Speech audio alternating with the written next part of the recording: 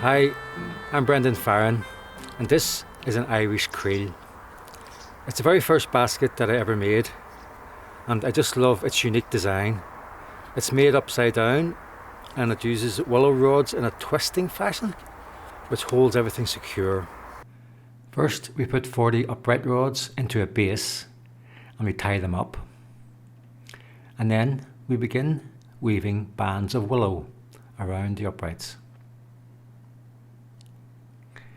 We leave a gap in the middle halfway up, which acts as a handle.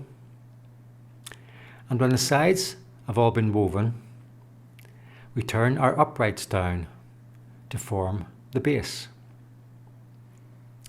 Once the basket is the right way up, we trim the top to leave the iconic creel shape. And so to buy this Irish creel video, just click the link below.